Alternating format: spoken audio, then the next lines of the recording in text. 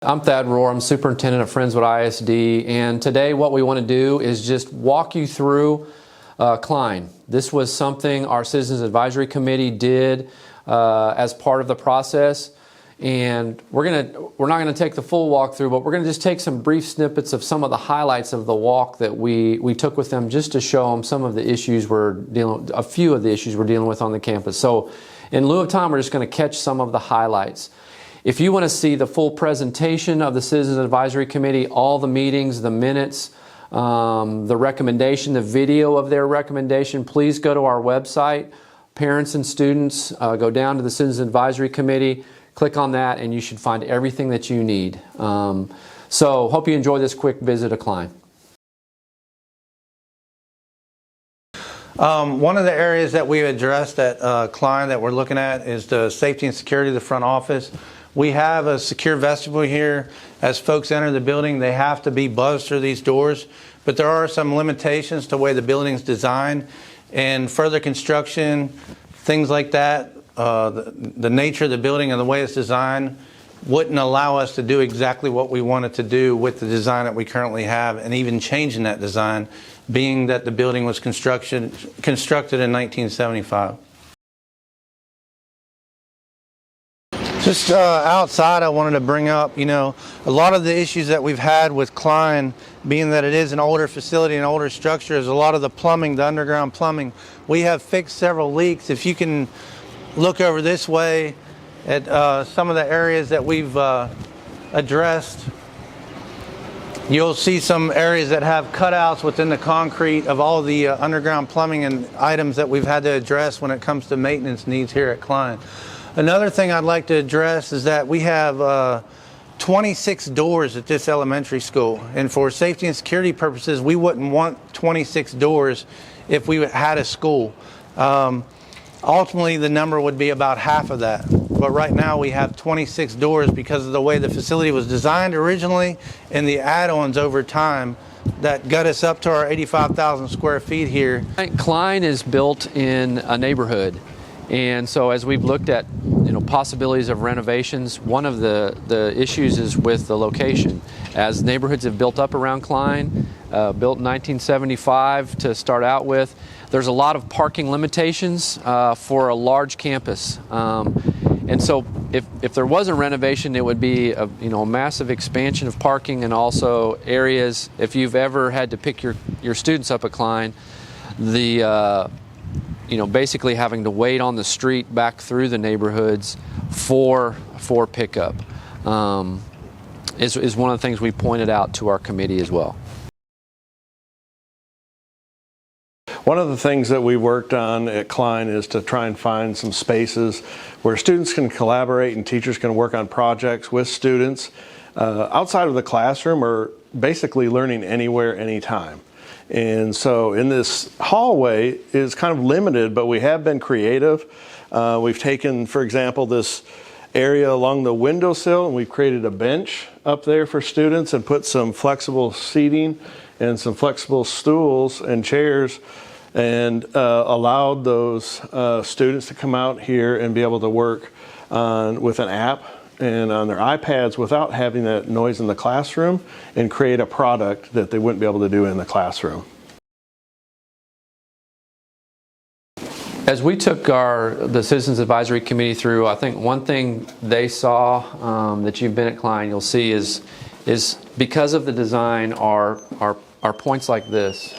This is an area between what do we have here, Barry? This is a second grade, and then back down here is through the third grade. This is an entry out to the gym. And so you can see this entryway is where classes have to pass through. And Eric, can you see him back through there? Eric's showing the width of these hallways, and the design of this is being open. This was an open concept campus, and then the walls were built to allow classrooms to be made. And so at that point, the hallways became narrow, and passage difficult for multiple groups of kids. And so then you have a point like this where you have classrooms coming from this side, moving into the gym, which we'll move into here in just a minute. One of our biggest challenges here at Cline is the narrow hallways and then these combination of doors. This leads to the gymnasium where we all meet in the morning, and also an art class, so our specials. And all day long, about 700 to 800 students are having to pass through these narrow hallways. We would love to be able to offer breakfast in the cafeteria in the morning and put all of our students in the gym, but it takes us about 10 extra minutes to get 700 kids down through this one door to get into the classroom, and we feel that 10 minutes of instruction is not, we don't want to lose that during the day, so we split and have our second and third grade meet in the gym and our kinder and first meet in the cafeteria due to this junction point right here of bottlenecking.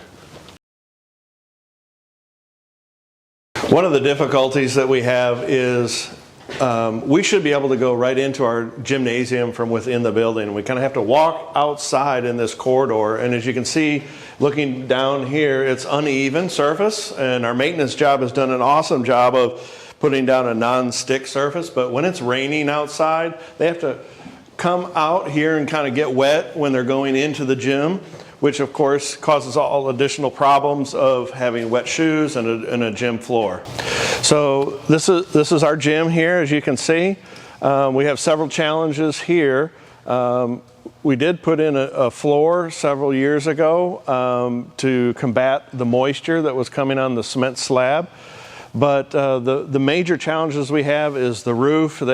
We've constantly had to come in and do repairs and have leaks, which obviously is not good in a gym situation when you're running around. There's no storage, and so you can see stuff piled up kind of in the corner.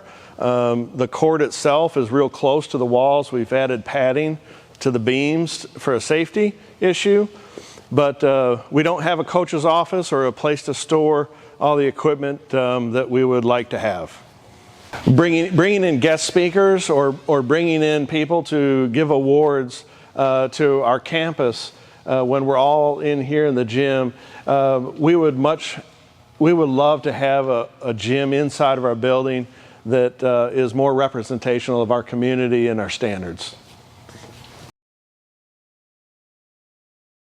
So one of the other design challenges here at Cline that we have, being that it was an open concept and closed in, is the way the HVAC system is set up and the way it's ran throughout the building. You've got these low pipes here. I'm 6 foot tall, so just another foot above my head are the pipes where the air is blowing through. And the way the air is blowing through these pipes, it's forced air. And I'll walk you into a classroom to show you one of the vents in the classroom.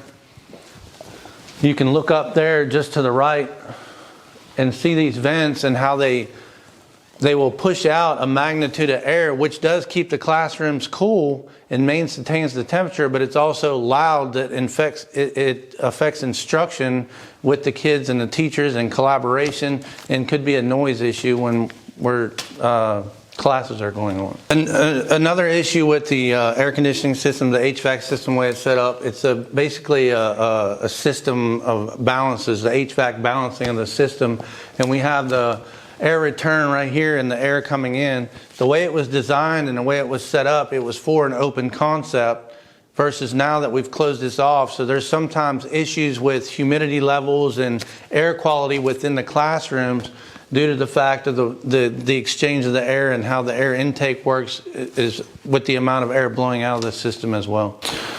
Another thing that I want to mention with the HVAC system is the way it's designed and set up. Because it was an open, now it's a closed campus, is that the cost of construction to renovate this in order to bring it up to current code and run the HVAC system the way it should be run would cause some significant issues and problems throughout the building in other areas, and just the construction cost of that in order to reroute and rerun and balance and test the system the way it is, you get to a point to where the costs are much higher than the return on investment for doing any type of renovation or construction to the HVAC system as it stands.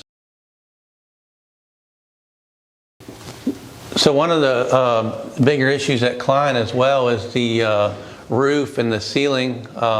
We have a lot of issues with the roof, with the age of the roof and the way it's designed and built. There's some areas with exposed plywood piping that causes several leaks throughout the building that we're constantly in need of repair. Probably hundreds of you have walked through the Cline hallways. And when you walk through the hallways, you look down and you're looking at where you're going next. But what you probably haven't done is when you walk in the Cline hallways and you look up, what you see is plywood. And under that, on top of that plywood is the actual roof decking, the roofing here at Cline. That provides a lot of challenges, and it's probably something that you haven't noticed before. Cline, because of when it was built, is an unsprinklered building. And so you have a wooden decking in a building like that. So in a renovation, that would obviously be something that you would want to care for, but a roof construction like this provides a lot of challenges for our maintenance department, provides a lot of challenges just in terms of the sounds in the hallways and aesthetics, frankly. But beyond that, there are so many functional things with this roof that as you look at renovation, our Citizens Advisory Committee, because of their recommendation, saw that was something that would take the money to do that. They moved forward with a recommendation for a different campus. One of the things that you see here in all the hallways is the exposure of all the cabling, the wiring. When people have to come in and draw those cables through, quite often it's causes some issues in getting various classrooms just the way that the school was built.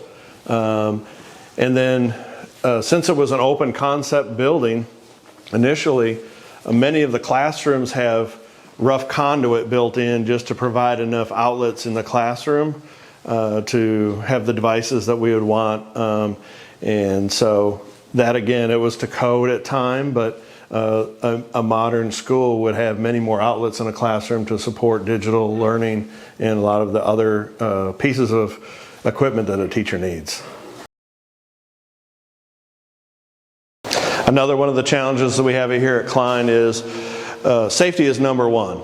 And so in a more modern school, they have a way for students to move without the building, get to the front office to drop off notes, to pick up lunches that were maybe delivered later in the day.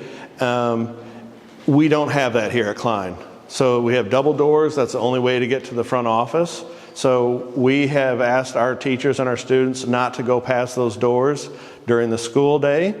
And so that creates extra security issues for us, and the mobility of the students moving inside are restricted. So this is our leveled library. We're very proud of this. Our PTO has given us a lot of money to supply our teachers and your students with all these books to help our literacy program. But this also doubles as our only place to meet with faculty in a professional learning center. And as you can see, we have over 35 staff members, and there's no way 35 teachers can get in here at one time.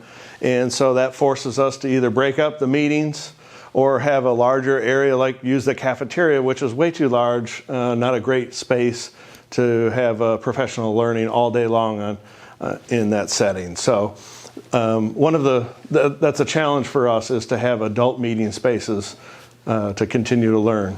This is our only meeting room that we have where we can hold private meetings with parents and faculty members and discuss student individual education plans or problems that we're having that we want to solve. And so many times this meeting room is filled up with 14 adults. And so you can see around this table it's very hard to move, and that's the only place. And sometimes we have multiple meetings going on at multiple times throughout the day. And so we'll have to go to a room that maybe isn't quite so soundproof, where we want to have those private conversations.